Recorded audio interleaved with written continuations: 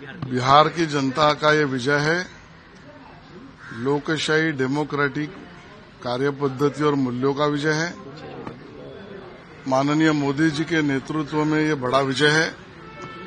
नीतीश कुमार जी का कार्य और नेतृत्व इसको लोगों ने सराहा है।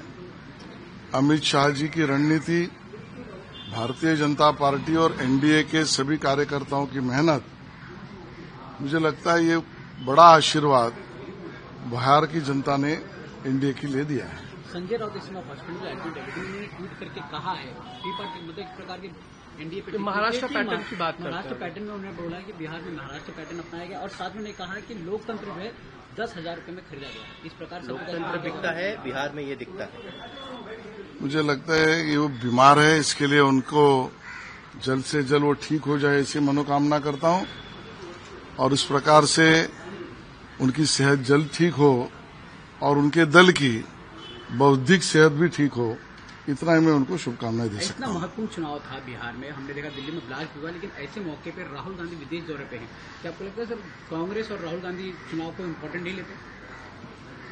मैं इस पर टिप्पणी क्या करूं? कांग्रेस स्वयं ही नेतृत्वहीन है। कांग्रेस पार्टी विचारधाराहीन है। कांग्रेस पार्टी कर्तव्यता के पथ पर भी हीन है। उनका अभी का नेतृत्व ये भारत की जनता को और भारतीयों के लिए काम करने के बजाय कोई एजेंडा लेकर जो विदेशी ताकतें एजेंडा चलाती है, लगभग उसी तरीके से बात कांग्रेस के सर्वोच्च नेता कर रहे हैं। ये दुर्भाग्य है। कांग्रेस के नेता अब भी एसआईआर पर आरोप लगा रहे हैं, वोट चोरी पर अब भी आरोप लगा रहे हैं। 200 सीट जो है वो मिली है भारतीय जनता पार्टी और जो सहयोगी दल है, लेकिन कांग्रेस अब भी अपने कहने पर ठाम है। मुंह छुपाने का प्रयास है। कांग्रेस को सलाह है कि आप नकाब पहनो, क्योंकि मतदाताओं ने आपको बेनकाब कर दिया है।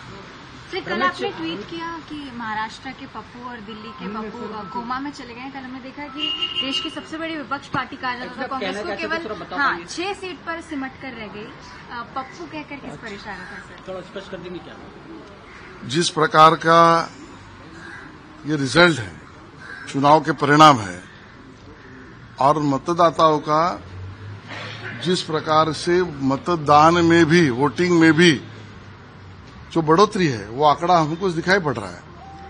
इलेक्शन कमीशन ने किया हुआ कार्य, एसआईआर में शुद्धता हुई मतदार यादी, मतदाताओं का रुझान नहीं, उनकी सहभागिता और निकाल के बाद आशीर्वाद, ये सबसे महाराष्ट्र में जो लोग मतदार यादी, मतदार केंद्र, चुनावी प्रक्रिया, इस पे सवालिया निशान खड़ा करते हैं, उन सबको हमारा सवाल है कि आप कहां छुपे हो।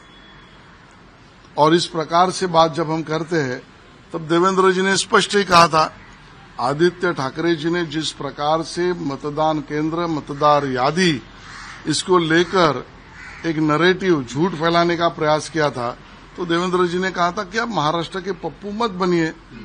तो दिल्ली के पप्पू ने बिहार के चुनाव में जो हार देखी, वही महाराष्ट्र के पप्पू यहां देखेंगे। इसके लिए पप्पू के पापा उसकी चिंता करें। सर, दूसरा सवाल ये है कि जिस तरीके से अमित शाह जी ने ट्वीट करके कहा है कि घुसपैठियों को करारा जवाब जो है वो बिहार में मिला है।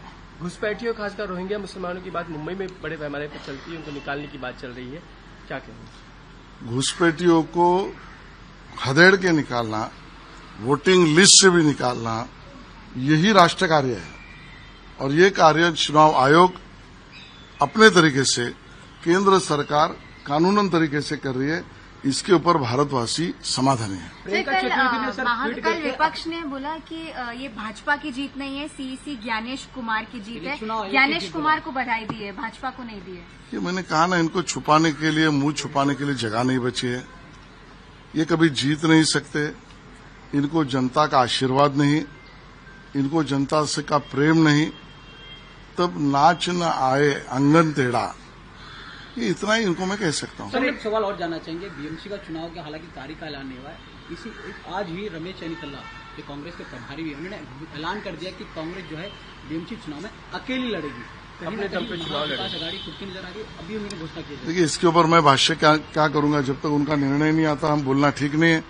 लेकिन मैं जरूर कहूंगा अकेले लड़ने के लिए दम लगता है, और वो दम कांग्रेस में है क्या?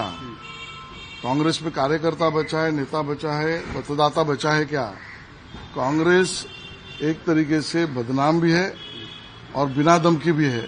इसके लिए जब वो निर्णय करेंगे बात करेंगे। सर, प्रियंका चतुर्वेदी ने ट्वीट करके अपने ही जो इंडिया अलायंस की सहयोगी भी है शिवसेना, उन्होंने एक प्रकार का निषेध दिया है राहुल गांधी को। हमने देखा महाराष्ट्र में लाडली बहन योजना, वहीं बिहार में भी महिलाओं को किस प्रकार से हेल्प किया गया। उसके बाद उन्होंने कहा है कि महिलाओं पे खासकर विपक्ष एनडीए अलायंस जो है ध्यान दे, कहीं ना कहीं एक बार फिर महिलाओं को लुभाने की जरूरत विपक्ष भी कर रहा है। देखिए, वो आपस में क्या बात कर रहे हैं, एक दूसरे को क्या सलाह देते हैं, वो सलूकी है कि बदसलूकी है, वो तय करे।